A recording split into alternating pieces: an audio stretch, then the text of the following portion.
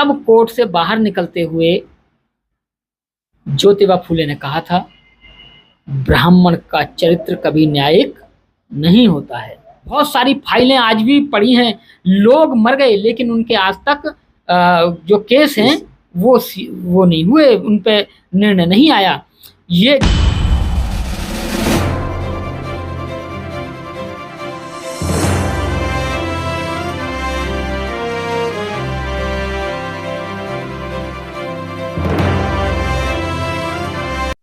जिस स्थान से हमें न्याय की उम्मीद होती है, न्याय मिलता है, उसी न्यायालय में परिवारवाद क्यों?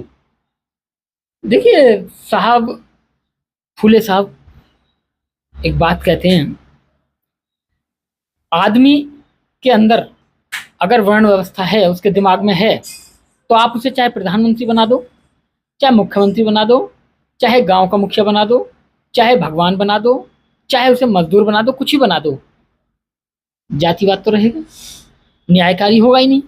जब ब्राह्मण के अंदर न्याय है ही नहीं, अब चाहे आप उसे प्रधानमंत्री बना दो, चाहे मुख्यमंत्री बना दो, चाहे राष्ट्रपति बना दो, चाहे उसे चीफ जस्टिस बना दो, उसके अंदर तो एक ये है कि जी भाई कि ब्राह्मण के 100 खून माफ हैं,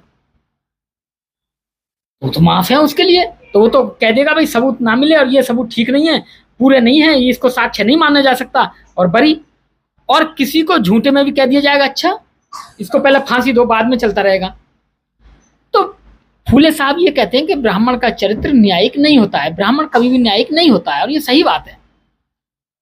तो वो जो लोग बैठे हैं, मुख्य न्यायाधीश जितने भी हैं अभी तक, मुख्य न्यायाधीश अब तक जितने भी हैं, लगभग पता नहीं अभी तक कितने बने हैं, मेरे पास आंकड़ा नहीं है, उन सब में क्या एक ही खून, एक ही डीएनए न्याय है, और कि उनका चरित्र ही ऐसा है। फूले साहब के जीवन में घटना घटी थी। फूले साहब ने एक बार ऐलान कर दिया था कि कोई भी व्यक्ति, माली जाति का व्यक्ति अपने घर में ब्राह्मण से कर्मकांड नहीं कराएगा। जब ये बात महाराष्ट्र पुणे के लोगों को पता चली तो उन्होंने फूले साहब के खिलाफ आंदोलन कर दिया और ये कहा, कोर्ट में चले गए और कोर्ट में एक अपील डली। ब्राह्मणों ने क्या कहा कि जी देखिए, ये हमारी रोजी रोटी है, अगर हम कर्मकांड पूजा पाठ नहीं कराएंगे तो हमारे बच्चे कैसे पलेंगे। हम चाहते हैं कि कोई पूजा पाठ कराए हमें या ना कराए, हमें कोई फर्क नहीं पड़ता, बुलाए ना बुलाए, लेकिन अगर पूजा हो रही है, कर्मकांड हो रहा है, तो उसकी जो दक्षिणा है वो निकाल के हमारे घर पहुंचाई जाए, हमारे बच्चे किससे पलेंगे। तो इस पर कोर्ट ने कहा था उस समय, जो ब्राह्मणी अदालत थी, देश आजादी से पहले 1800 के बाद, 1800 की बात कर रहा हूं मैं, उन्होंने कहा कि बिल्कुल सही बात है तुम्हारी, भाई ये इनकी रोजी रोटी है, इनको आप ब्राह्मण को अपने घर बुलाएं ना बुलाएं, पूजा पाठ किसी से भी कराएं, लेकिन उसकी दक्षिणा उसके घर पहुंचनी है, इनके बच्चे भूखे मर जाएंगे। अब इस बात के खिलाफ अपील डाली फूले साहब ने। जब फूले साहब ने अपील डाली तो फूले साहब मुकदमा हार गए। हार क्यों गए? कि वहां पे तीनों जज ब्राह्मण थे। अब फूले साहब ऊपर कोर्ट में गए। ऊपर कोर्ट में जब गए तो वहां 2 जज तो थे अंग्रेज और 1 जज था ब्राह्मण। जब वो तीनों जज वहां बैठे थे तो फूले साहब ने एक बात कही कि मिलॉर्ड, कि जब आप अपने किसी अधिकारी को रिटायर्ड कर देते हैं या वो जब सेवानिवृत्त हो जाता है तो क्या आप उनकी तनख्वाह उनके घर देने जाते हैं? अंग्रेज ने कहा नहीं भाई, जब हमने उससे काम लिया ही नहीं है, वो रिटायर्ड हो गया, और जब हम उससे काम ले ही नहीं रहे तो हम उसके घर क्यों जाएंगे तनख्वाह देने? और घर ही क्यों जाएंगे हम? तो अगर वो हमारे घर भी आएगा लेने तो हम क्यों देंगे जब वो हमारे लिए काम ही नहीं कर रहा। तो मिलॉर्ड, यही मैं चाहता हूं कि जब हम ब्राह्मण को अपने घर बुला ही नहीं रहे, उससे कर्मकांड करा ही नहीं रहे, तो फिर हम दक्षिणा इन्हें क्यों दें? और रही बात जो इन्होंने कहा है कि ये हमारे बच्चों के पलने का जरिया है, तो मिलॉर्ड, इस देश में ये 2% जो ब्राह्मण हैं, इन्हीं के बच्चे इनसे नहीं पल्ले, और लोग मजदूरी कर रहे हैं, इनके लिए कोई और रोजगार दे दीजिए, और रोजगार कर लेंगे, फल बेच लेंगे। और कोई काम कर लेंगे, खेती कर लेंगे, तब उस जो अंग्रेज जज था उसने वो निर्णय दिया कि जब हम जो कोई व्यक्ति किसी ब्राह्मण को संस्कार के लिए बुला ही नहीं रहा, तो फिर पैसा दिया किस जाए। और अगर आपको लग रहा है कि ये आपका काम है, इससे आपके बच्चे पलते हैं, तो आप अपना जो पेशा है उसे बदलिए, उस पेशे को बदलिए। तब कोर्ट से बाहर निकलते हुए ज्योतिबा फूले ने कहा था, ब्राह्मण का चरित्र कभी न्यायिक नहीं होता है। और जब मेरा पुरखा ये कह गया तर्क की कसौटी पे, तो मैं अपने पुरखे को झूठा कैसे मान लूं?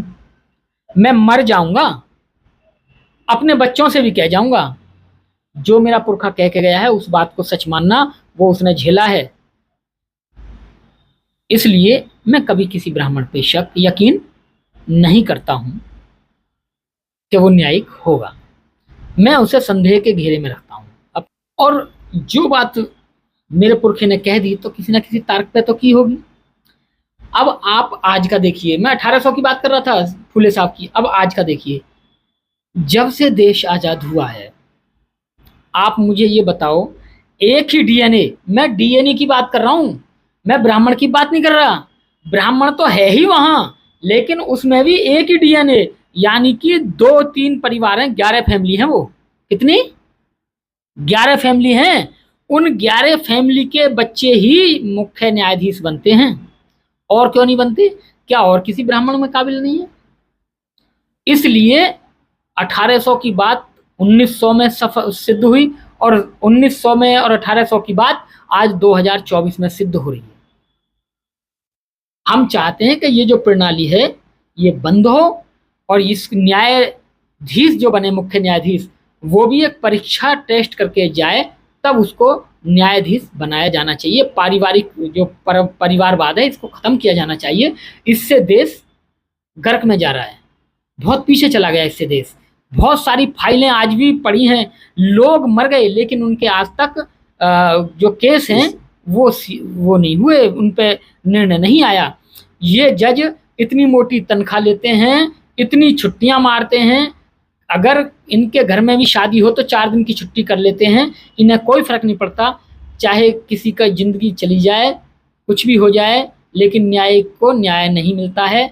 इसलिए वहाँ भी ये सिस्टम किया जाए कि जो व्यक्ति 1 महीने में अगर इतने इतने केस डिसीजन नहीं देता है, तो उसे फिर वहाँ से हटाया जाना चाहिए, डिमोशन उसका किया जाना चाहिए।